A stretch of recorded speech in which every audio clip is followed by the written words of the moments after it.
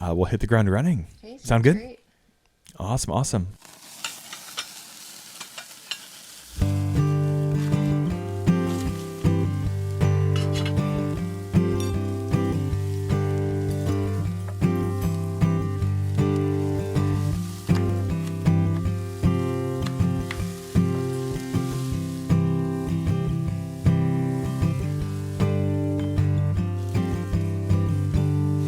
All right, welcome back to Okayest Cook Podcast. I'm your host, Chris Whonsetler. Again, coming at you from the home office today. It's been a bit of a week. We're staying away from the studio. The kids are still fully back at school, and the sickness is running around. So I've still got the little scratchy radio voice going on, and that's life. That's life when you have little kids.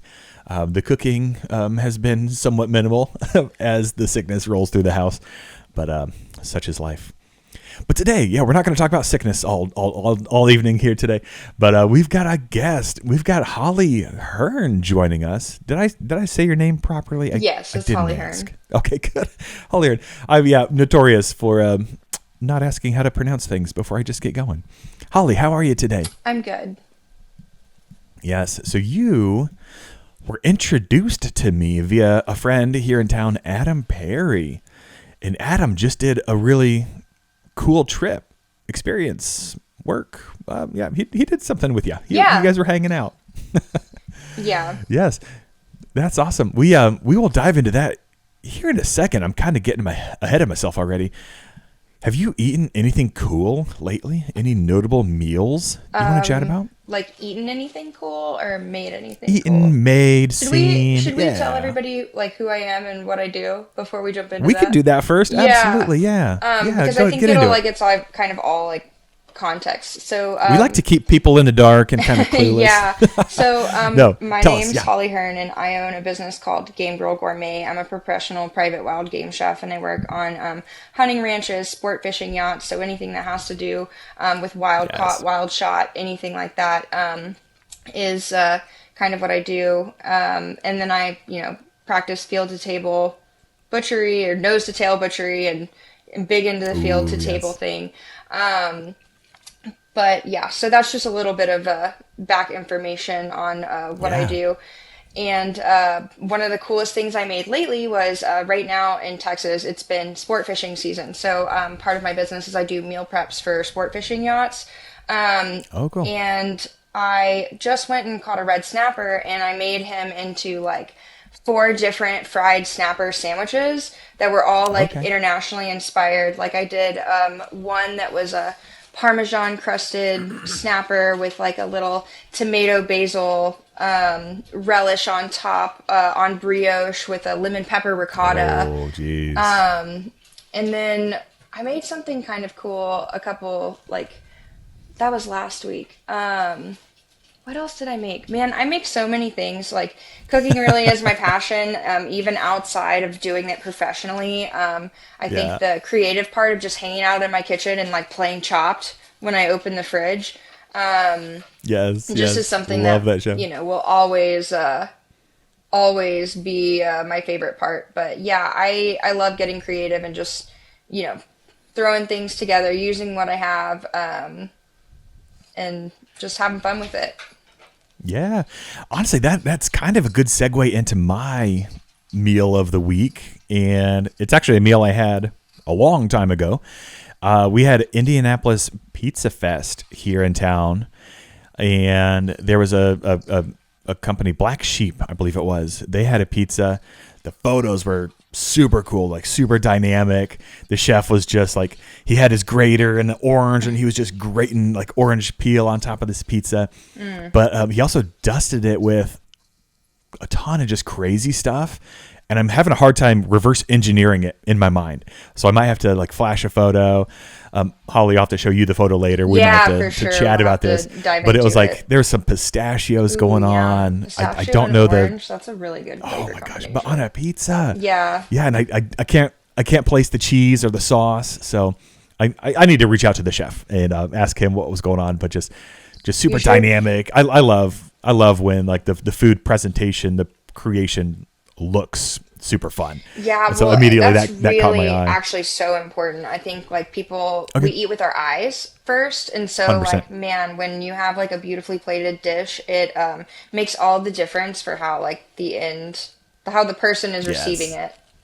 Yes. And again, it's like the pizza shop where you can see them tossing and Yeah, like and making the that's pizza in all front part of of the you. Like, experience. And yes. that's what I kind of love about being a private chef is I usually am working in open kitchens, and so people will come and sit at my bar, and we'll just Yes. talk, but they get the full experience of seeing all the fresh ingredients and like the story of where the wild game came from. Because a lot of times I'm cooking with my clients' wild game, and I like to tell the story of their hunts like through the food. Yeah.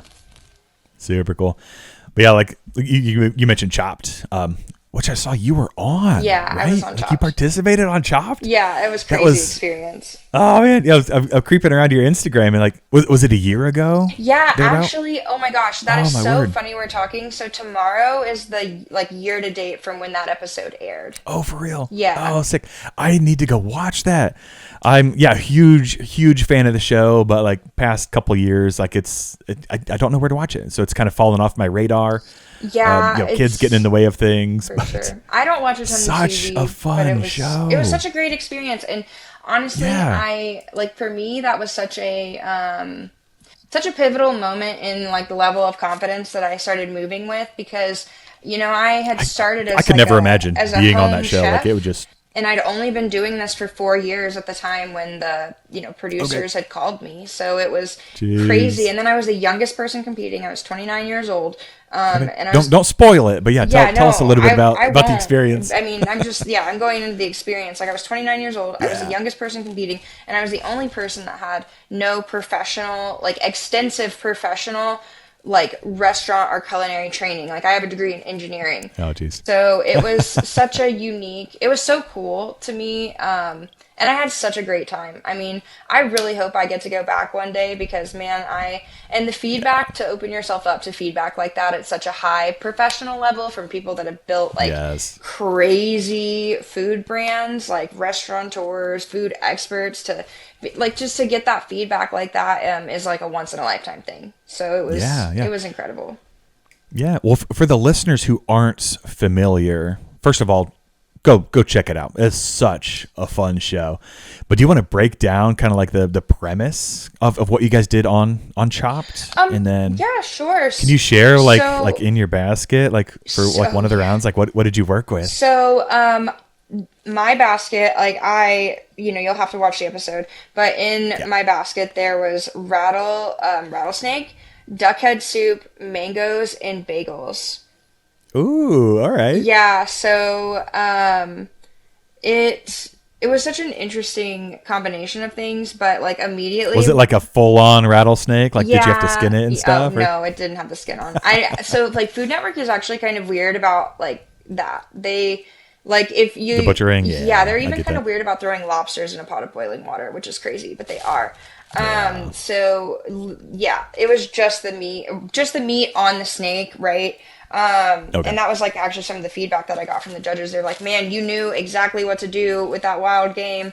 Yes. And then you struggled a little bit with like cutting the mango, which was, I was 20 minutes is so quick. You really the snake, no problem. The mango, yeah. I know it's so funny. You really like the concept of how short of amount of time 20 minutes is it's crazy. Is crazy. And like what you see really is what you get. That's very real.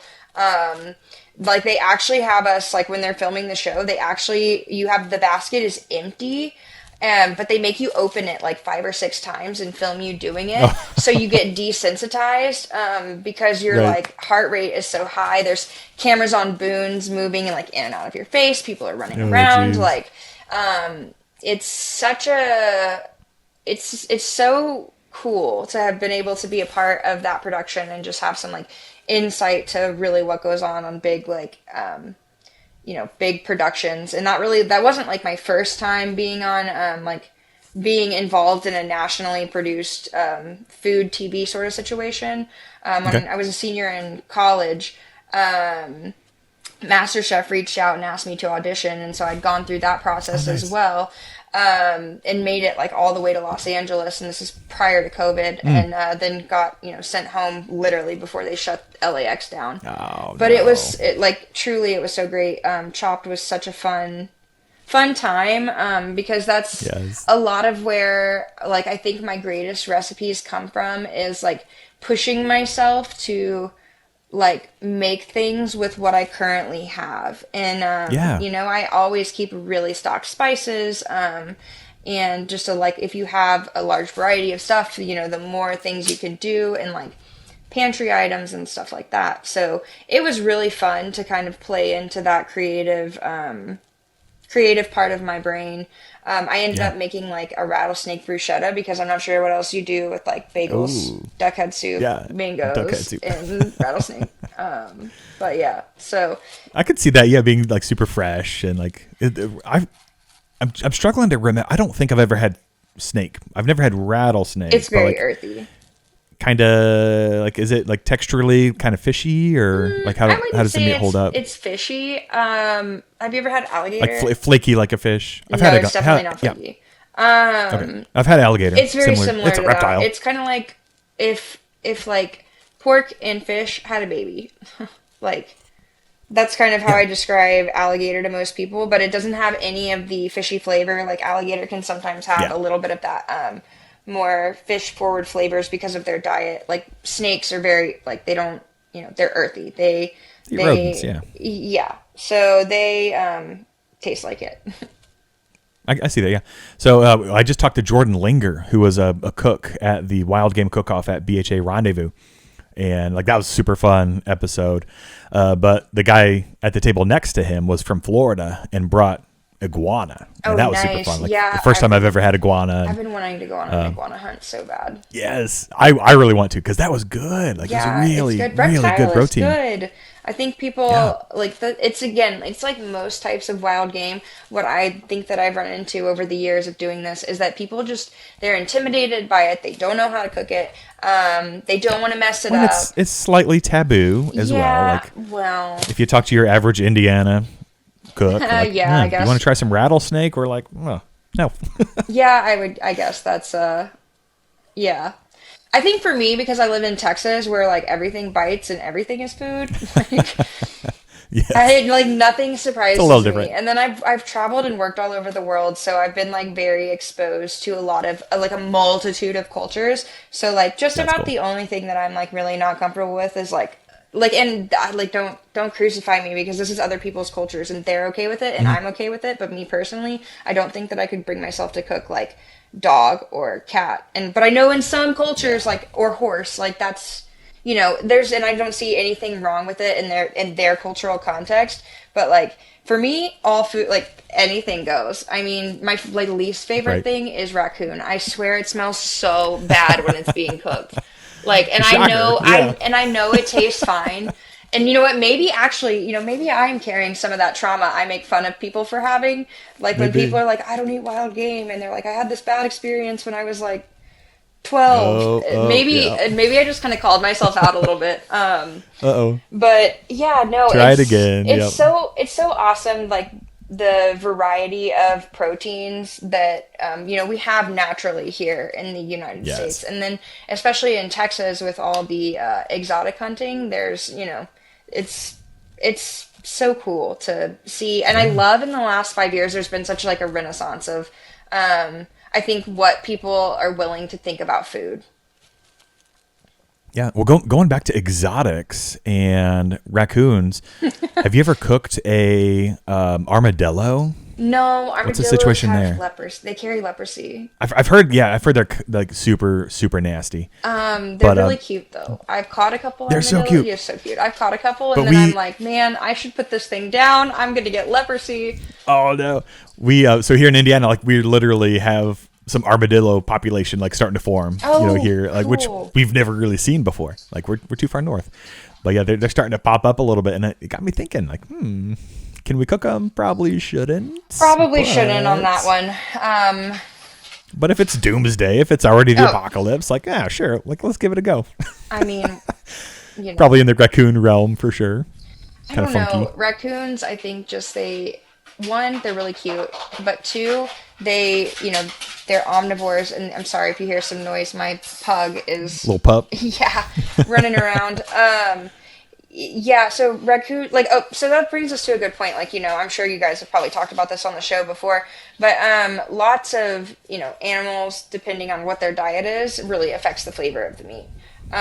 So that's like, I think if you had a wild raccoon that was never exposed to the city life and wasn't eating like week-old hamburgers out of trash cans, it might be pretty good. Yes.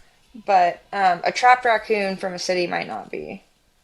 Nah, we don't want the garbage eaters. Nah, Yeah. we'll skip that. So, well, let's switch to some more palatable topics here. Can you talk a little bit about how you met Adam and what went on at that production? Yeah, absolutely. So, like I said, Game Girl Gourmet. So one of the things that I do is I provide culinary experiences in the outdoor space. So I'm not just like coming in, like I'm not a ranch chef. I always tell people that. I'm not coming just to cook your food. We're putting on an event.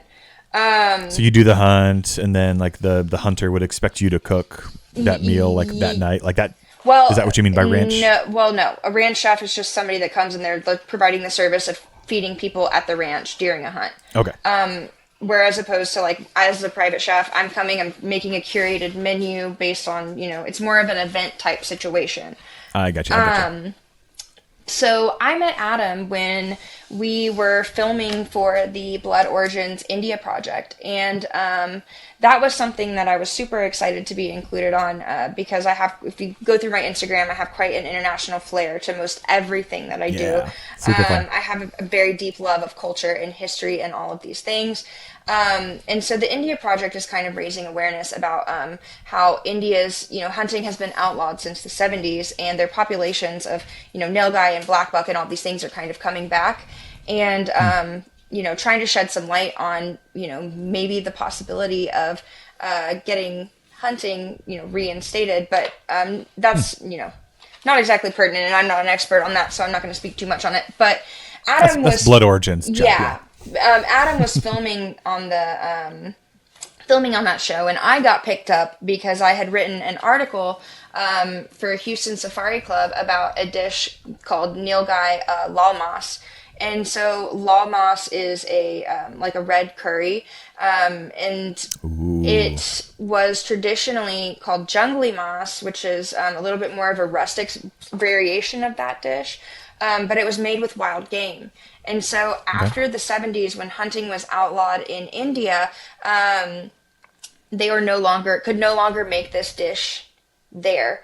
But in the 1930s, the government, private ranchers, brought the nilgai to Texas to the King Ranch. And so they've since established kind of a wild breeding population. And aside from tearing up fences and kind of being a nuisance, they haven't had the devastating impact that some species that had been introduced, but they were brought in to feed the workers on the King Ranch, and now have become very synonymous with South Texas hunting culture, which the nilgai I served at that event was one that I shot. And it was really cool because it was a nilgai that was, and I butchered the whole thing, nose to tail, which a whole nilgai that is some work, my friend.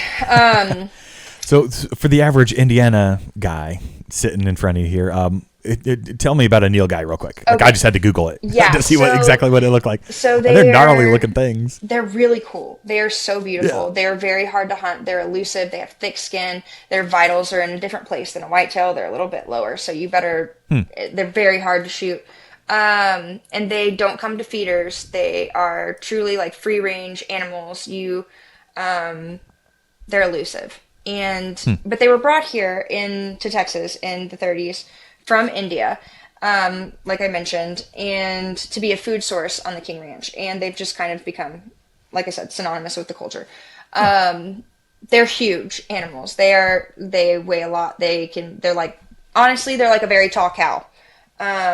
Maybe like, have significantly talking like elk size. Yeah. Bigger, smaller. Yeah, maybe they're the largest species of Asian antelope. So, which is nilgai means blue bull in Hindi, and that's kind of where there's a little bit of a cultural hang up. Is blue bull, the cow is sacred in that culture, but they're not cows at all. They're a species of antelope, and they are delicious. It's truly one of my most favorite wild game meats to eat. But I got brought on the project because I was telling Robbie about it, and how it's so interesting to me that this dish in the form that it was intended to be consumed in cannot be consumed in its native country because hunting has been outlawed, but we can preserve that history here in Texas. And that's beautiful. I like that. And that to me, it also this isn't the only recipe that I've gone this deep in. There's a lot of depth to what I do because I'm just a nerd. I love food. I love history. I love culture. I love science. I love all of these things, all kind of work together to create the picture of what I love. Like when I make a dish, it's not just food. But with and it shouldn't be just food. Yeah. I love that. Yeah. And so it was so cool because there was a gentleman, who they were bringing in from India to hunt here in Texas. And, his whole life he'd been eating lal mas, but he'd never had it with nilgai, which is native to his country, until he came here. So that's kind of how I met Adam. And we had such a ball filming that, and it was so fun because I don't think anybody expected the dishes that, were coming out of the kitchen. But I've got a photo here. Is the dish you're talking about? Is that the one that's it's in a pot? Yeah, the pink Le Creuset. It's like red. Yeah. With some coriander. I say coriander. Cilantro. Cilantro. Yeah. Yeah. Oh yeah. Super. I mean, it looks stunning. It just looks hearty, and it's so good. So I use the nilgai shank with that, and so for those nilgai shanks, I don't know too many people that have a vertical bandsaw in their house, but I do. That's always fun to tell people about. It's helpful, yeah. But I love doing an ossobuco cut because you get the exposure of the bone marrow. Yeah. And on an animal like an elk or a bison or a nilgai, you get some real, even an axis deer, also native to India and brought here to Texas that are... Oh, really? Okay. Yes. That is top... That's the top 3 proteins for me is nilgai and axis. I think they're so good. Okay. But yeah, so I have a lot of fun with doing that. And I guess that kind of segues into how, the creativity part of it. So for me personally, I like to dive into the history of the animals, where they're from. And even with whitetail, it's fun to me to go back and kind of look at the recipes that people have made all over the country throughout the course of time, for better or for worse. And, kind of look at them and maybe give them a little bit new life. But, here in Texas, we have lots of exotic hunting because we have kind of the South African conservation model. In a lot of places where they've, brought in some of these species that would otherwise be extinct in their native lands. Or inaccessible, like you said. Or inaccessible, but really it's, deforestation is such a huge problem, but, and then overpopulation and urban sprawl, I think that's the proper term. All of those things in a lot of places have led to the decline of many species, especially the African species. But here in Texas, they've figured out how to, breed them and do all that. And we won't touch too much on that because I have, we want to focus on the food. But it's cool because I've gotten to cook such a variety of species of animals, and I take so much inspiration from the cultures and these places that they came from. And then even just touching on that. So I was the executive chef at Glendine in New Zealand in a South Island. It's a cool. It's a 17,000 acre hunting station. It is so beautiful. Highly recommend. If you haven't been to New Zealand, pack all your stuff, move, never come back. I'm just kidding. I've been lucky enough to go, and awesome. I got to the house I was staying at. He was a hunter, And he was like, yeah, hunting's, pretty easy, to do over here. Like, just like, really no tags. Like, it's all invasive. Like, you can just go. Yeah, because everything. And I was like, invasive. oh man, how do we pull this off? Like, in like the 4 days I'm here, like it didn't work, but I'm dying to go back. Man, it's just a stunning culture. Yes, the culture, the scenery, everything. It's worth the flight. Oh man, yeah, get there. From Texas, it's not too bad. It's only 14 hours to Auckland. It's only 14 hours on a plane. Well, it could be worse. It could be worse. But it's worth it. I agree. Worth it. I think it's absolutely worth it. But what was cool about that, so you mentioned that all the species are invasive. So everything in New Zealand has been introduced, including the red stag, but the Himalayan tahr is kind of what I want to like talk about and like kind of drive my point home here. So, they were given as a gift to the Republic of New Zealand. And they, inhabit the Himalayas. And so when I start thinking about dishes, I think about these animals and where they're like native from. And one of the dishes I created that was on the menu routinely for appetizers was a Himalayan tahr samosa, because the flavors of that, like, it's a very pungent meat, just play so beautifully with the bold, intense flavors of the Indian cuisine. So, but yeah, that's kind of where I get the majority of my inspiration from is, where did these animals come from? What are they doing? Like, what flavors are very prominent in this culture? Because if you the saying, if it grows together, it goes together. I literally just wrote that down. Yeah, I want to talk about that. So like, in let's my dive mind, in a bit. In my mind, I'm like, well, if this animal is from this area where this culture uses these flavors, there's no way that somebody at some point hasn't, because nothing is new. And that's, I think, what I love about cooking and food and all that stuff is, while I do think there's a lot of innovation that happens, I actually think that everything has already been done before. We just haven't heard about it.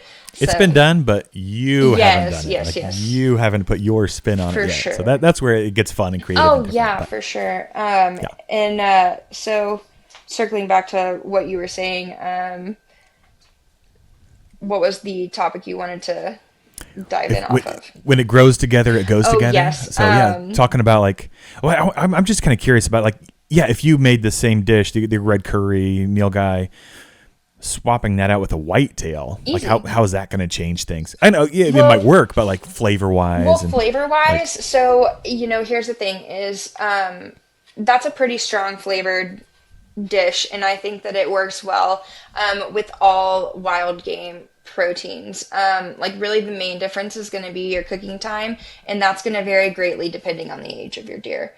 But I think shanks are one of the most underrated cuts on an animal. Crazy good. Yeah, definitely one of my favorites for sure. But yeah, so I think with like whitetail or antelope or any of those species, this is one of those dishes that would work interchangeably. And that's one of the things about my recipes is most everything is interchangeable with another type of protein. So like when I write a venison recipe, like I write it for, venison, because I've probably made it with whitetail. It's not very frequently that I have a bunch of nilgai laying around. So pretty much everything is developed with a variety of proteins. And people would just be shocked by how beautifully all of the flavors, work together. Yeah. Another question about the diet of animals. Because, you've heard that saying too, like, you are what you eat, but like you are what you eat eats. So the diet of the nilgai, like I'm kind of curious about how that's changed. Like in the native habitat, like what are they munching on over there?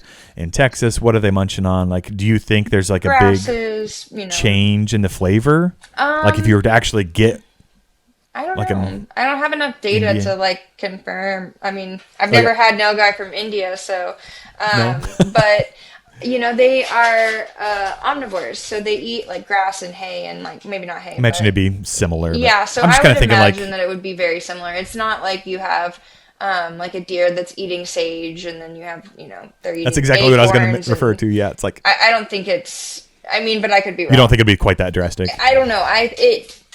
I really don't know. Not.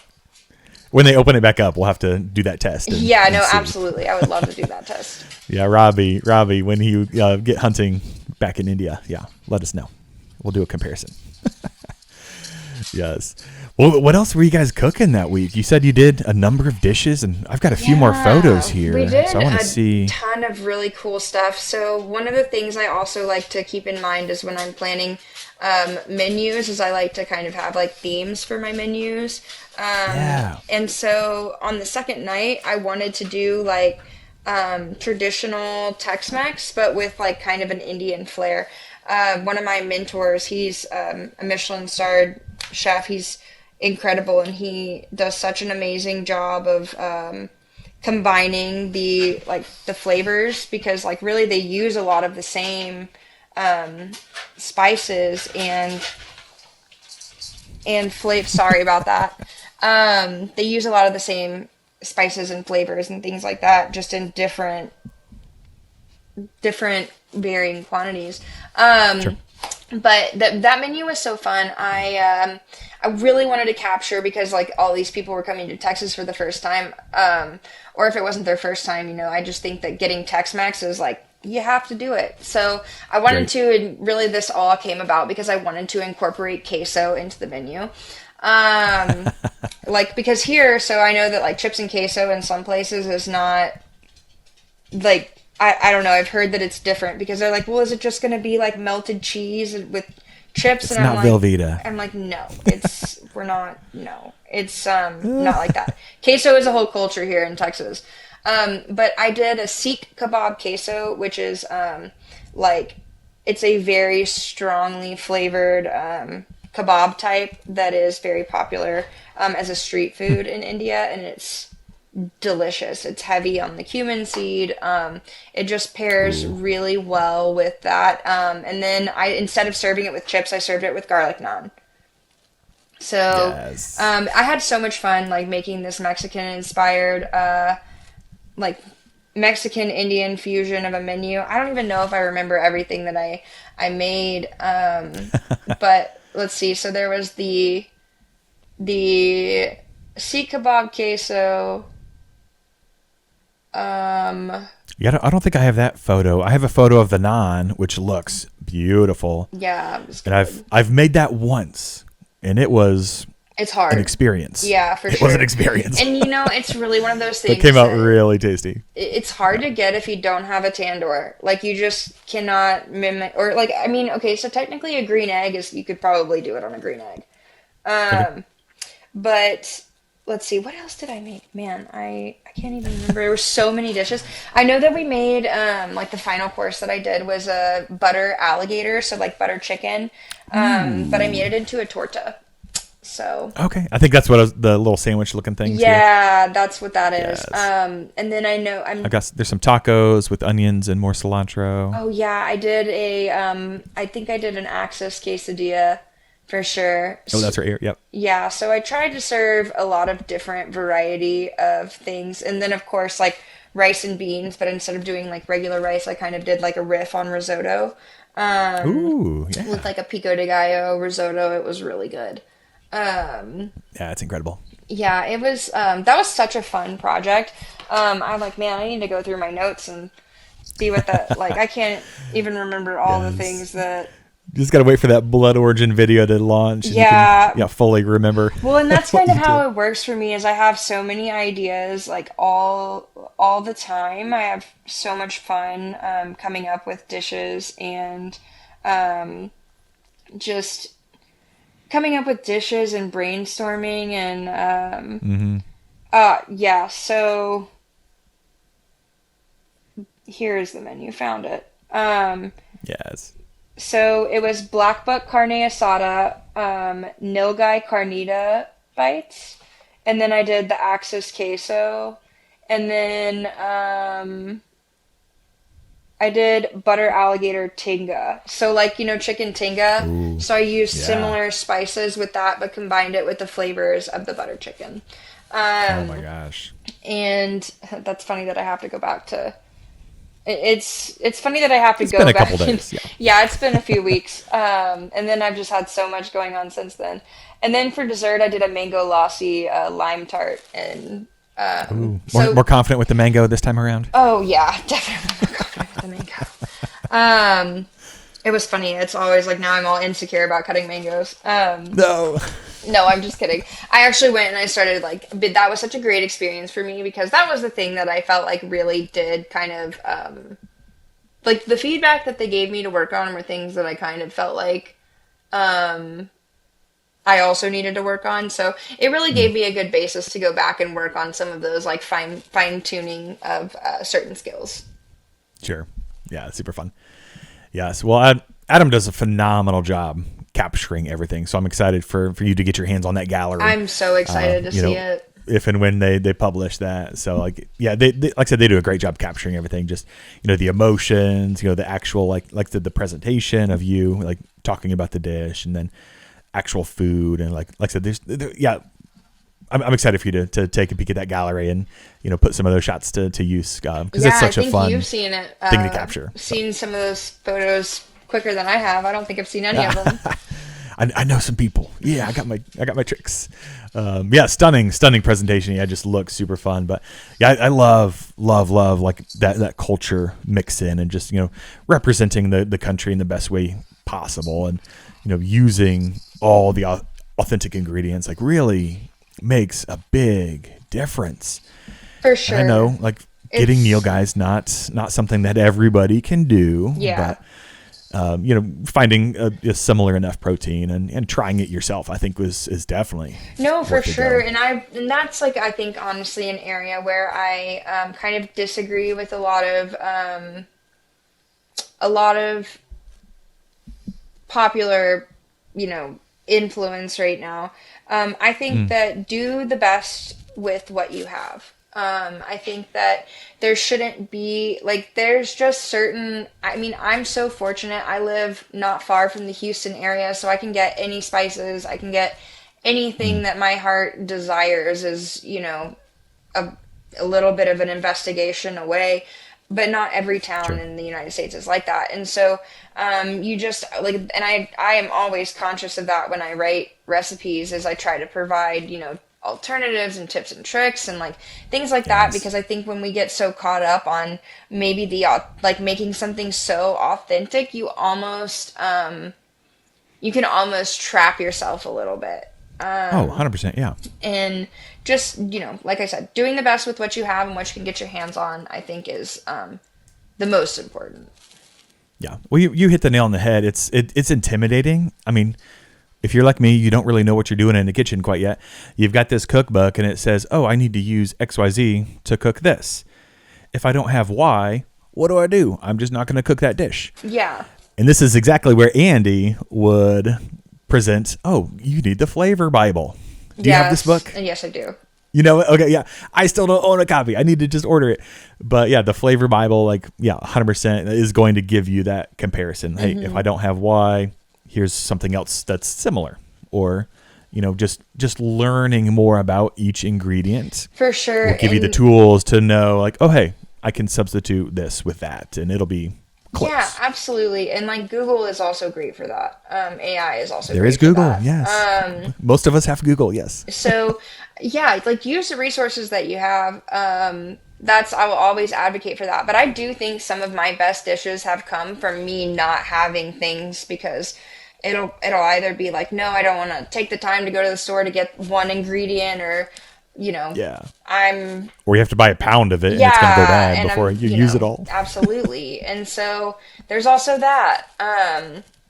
But yeah, no, that's finding things that are good, similar swaps, and just, using critical thinking when you're cooking, and just that is, I think it but really. It's also it's your spin on the dish as well. So it's your flavor memories coming in to influence the final dish. And ultimately it's going to be something that you like better. Yeah.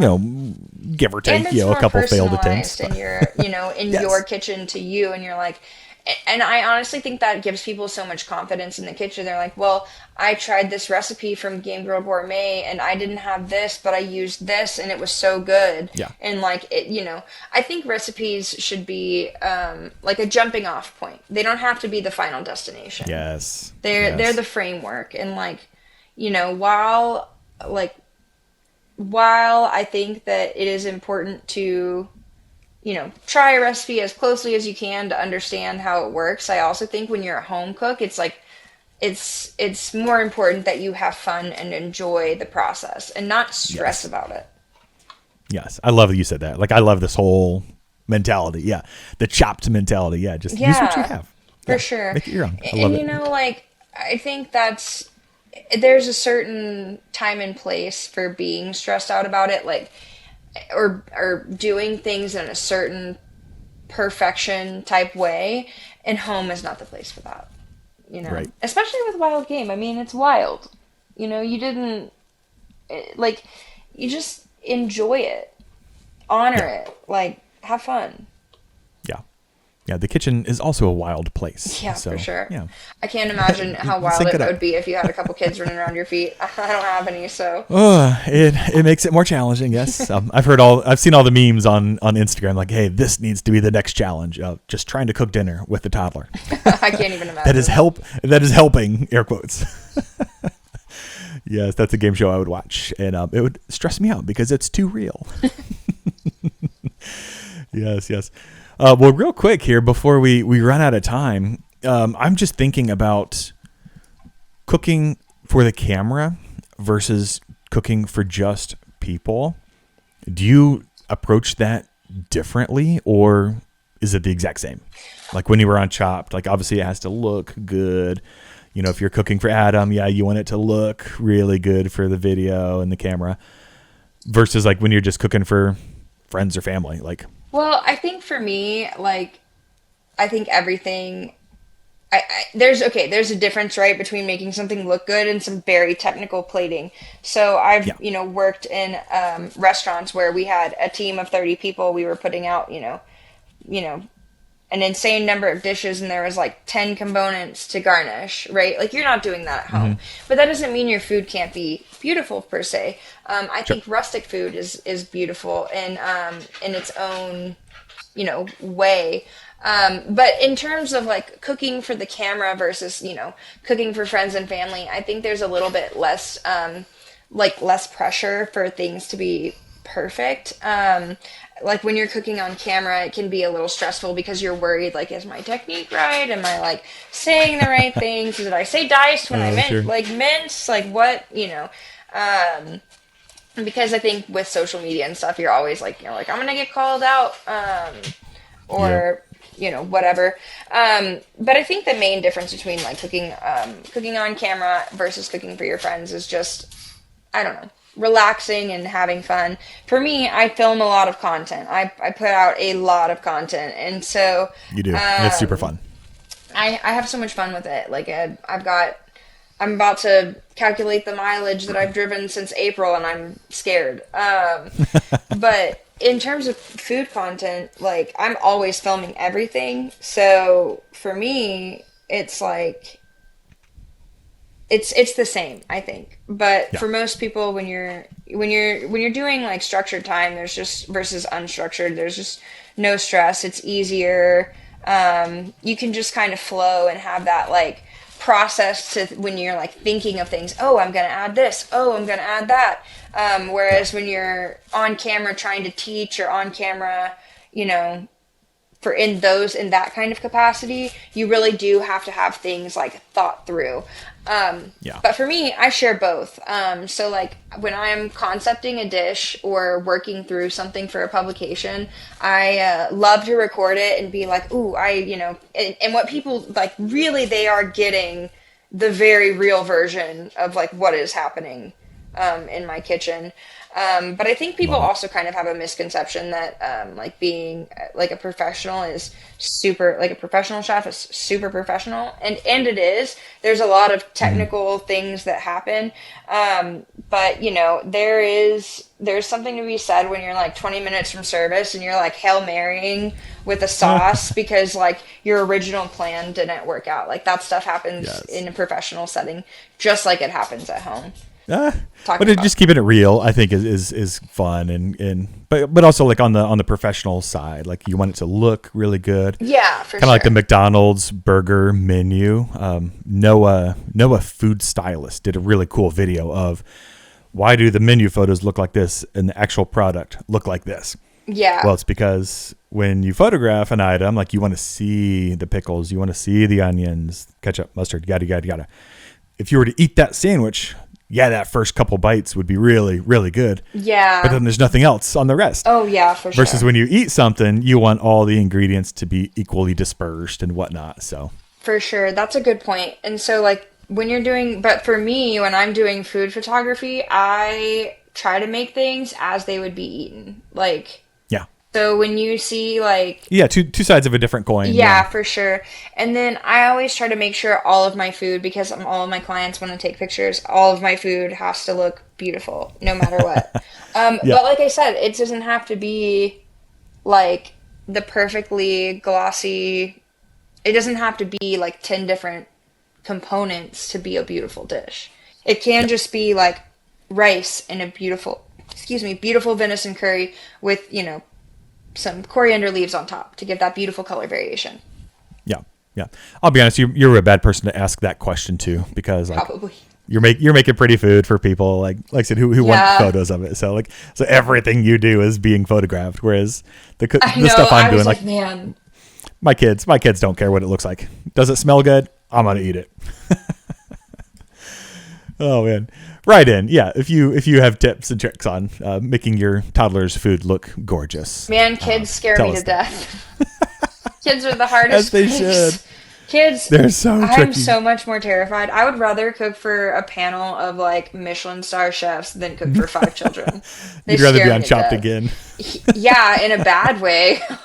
Kids scare Yes. me to death. They're so There's another game show right there. opinionated. Yeah, no It's kidding. Chopped, Actually, I love that. but toddlers are the judges. I love that idea so much. Like, what a humbling Yes. Make that experience your for show. people. Like, I'm gonna make something these kids love. I'm actually, this is funny. I worked for a ranch one time who they were like, always like, well, make something simple. There's gonna be a lot of kids. Like, make spaghetti. And I was like, and I told them, I said, Yeesh. what you don't understand is a lot of kids cannot deal with tomatoes because It's true. the acidity is too much for their palate. And sure enough, Yeah. I had bought chicken, like I guess I had brought with me some like chicken nuggets to throw in the air fryer because I was like, okay, I'm gonna do exactly what you guys told me to do. Fettuccine Just would in have been a case. much better option, but sure enough, those kids would not eat that. And I made the pasta from scratch, made the bolognese, like Ooh. all that. It didn't offend me because I mean I was right. Um, because kids Literally, they scare literally me. just last night we gave my kids. It wasn't spaghetti. It was like some curly looking noodle. But yeah, tomato sauce, super basic, zero flavors outside of just basic marinara from I don't know the brand. Basic marinara. My oldest 5-year-old took a bite and he's like, it's too spicy. And we're like, dude, it's tomatoes. Yeah. There's nothing in Well, their there. palates are just so sensitive and not developed yet. So Yeah, like anything yeah. can be overwhelming to kids. And I think that what it was like, and he didn't know what he was experiencing, so it was probably just a little too acidic for him at the Yeah. moment. And My yeah, f- just my it's spicy. Everything is favorite. spicy. So I'm working on right now. I'm working on getting my PDF cookbook finished this week. But one of the things that I talked about is I made a Dove fried rice in the book, and that I talk Nice. about in the intro because this book kind of also follows my journey from the very first recipe I ever wrote to now. And one of the recipes that's in the middle is it's a Dove fried rice, and I Mm. love fried rice as a introductory dish for all people of all ages with wild game because it's easily identifiable. People know what fried rice is. The flavors are not overly complex. It's easy to make. It comes together quickly. It's such a good introductory dish. And then kids love fried rice. So, but it's so funny how certain things just completely overwhelm them. But I mean, adults are that way too. Oh yeah. Yeah. I know several adults who are pickier than my kids. Yeah. That's something. That's another fun, episode we'll record later on. Yeah, how do you cook for picky people? How to cook for children. I actually think that would be a cool. I mean, I don't have kids, but I've cooked for my clients' kids and cooking for my nieces and nephews all the time. Yeah, keep it basic. For sure. Keep it mac and cheese. I don't know about that. I think there's a way to do it. You just got to make it familiar. It's the same thing with. Same thing with adults who are like leery about eating wild game. You just have to serve it to them in a way that that is comfortable for them. Exactly. Yeah, and that's tricky. Yeah, because you have to know them, and I can't imagine like being in your position. Like, I would say, rarely do you know the person you're cooking for. For sure. It's always different. I spend a lot of time talking to my clients though, and trying to get their vision understood. And I think that's where, I also like where there's a distinction between like, I'm coming in to cook food on the ranch or I'm coming in as Chef Holly from Game Girl Gourmet and we're providing an experience. Right. So it's getting to the root of that. Awesome. That's super cool. Yeah. It's almost like, it's like taking, headshots, of somebody. Like you got to figure them out real quick. Yeah. Like, for okay. Sure. What can I say to make this individual smile? Yeah, for sure. Is their smile good? Do they want a serious photo? Like, how do you capture that personality perfectly? It's almost the exact same with cooking. Like, how do you read somebody almost how do you instantly capture... or a week before? And like, all right, how do I understand your food preferences and your food history? And plan a menu. How are you going to take all this? Yeah, because a lot of people are very picky. Yeah. So. Crazy. I like it. Yeah, we'll have to do another episode. We're kind of running low on time here, but sure. like developing menus, like that's crazy. We early on in the show, we had an episode on neglecting side dishes because as hunters, as just your very average standard male, like protein, we got the protein figured out. What are we going to eat with that? I don't know. It's chopped. Yeah. What's in the fridge? What Don't can we overthink cook in it. 5 minutes? Yes. Rice. Yeah. Backstrap on rice. Actually and make developing an easy something. Pan sauce. Yeah. Yeah. Well, and I think, developing something and planning making a something. whole meal. Learning how to do that better, I think would be very beneficial for me, and I'm assuming a lot of my listeners. So. Yeah, I definitely think that's we'll come back. A guy thing for sure. It probably is. No arguing there. One track mind over here. Yes. Well, hey, with the last few minutes we have here, do you want to tell people where we can find you? And I think you already mentioned it. Yeah. Your Instagram predominantly, Absolutely. maybe. So Instagram and Facebook. You can also, go check out my website, gamegirlgourmet.com. Sign up for my newsletter. Yeah. I put out recipes. Yes. Guaranteed to get some recipes through that newsletter, and also just be up to date on all of my projects coming out. I'm going to be releasing the cookbook, the PDF cookbook coming soon. Releasing a digital cookbook here in the next week or so ahead of dove season. But yeah, so just keep up with me, and then I love to answer questions. I love to interact with people. So if you ever have questions about cooking or any of those things, please don't hesitate to reach out to me. Yes. I run really hard all the time, but it's so fun, and I'm always thinking of new dishes to make. So if you ever have an idea for a dish that you want to see and you're not sure how to approach it, definitely shoot me those ideas, because I love to take ideas from the audience and be like, somebody suggested that I make wild pork char siu, which is like a Chinese barbecue pork, and I was like, that's a great idea. Let's do that. So. I love when people reach out to me like that. Super cool. And you're based in Texas, right? You said around Houston? I am. Correct? I am based in the Galveston area. So close. Yes. Do you travel? Yes, I go everywhere. So let's say we have an event here in Indiana that we need a cook for. you'll come Yeah, out? absolutely. If you Okay. need somebody to come tell a story with your food and talk to Yes. you, I do a lot of that, and then I also do a lot of ladies events too. So lots Awesome. of Yeah. ladies hunting, field to table, stuff like Super that. cool. Yeah. Listeners, if you need a cook, you got one. You know how to find her. Holly. Wow. Game Girl Gourmet. Yes. All the links we'll put below. So yeah, definitely check out the feed. I'm 100% going to check out that Chopped episode because like huge fan of the show. Like I want to see you in action. I want to see you sweating over that mango. Oh gosh. Well, thank you. You're never going to live that down. Oh, So. I know. Thank you so much for Yes. having You me on. embrace it It's well. been so fun Yes. to chat. Thank you this so much for morning. being here. And yeah, 100% we'll be back to chat more. And like, I cannot wait. I'm going to keep my eyes peeled on Blood Origins. Yeah, I want to see that story. Just the culture is beautiful. Like I love, you're preserving that history, in that dish and like really, really treating it well. And I appreciate that. And I think it's Thank beautiful. you. Thank you so much. So we'll be in touch soon. Yeah, go check Awesome. Holly out. And yeah, if you see her name on the menu, go eat there. Yeah, for sure. All right, bye now.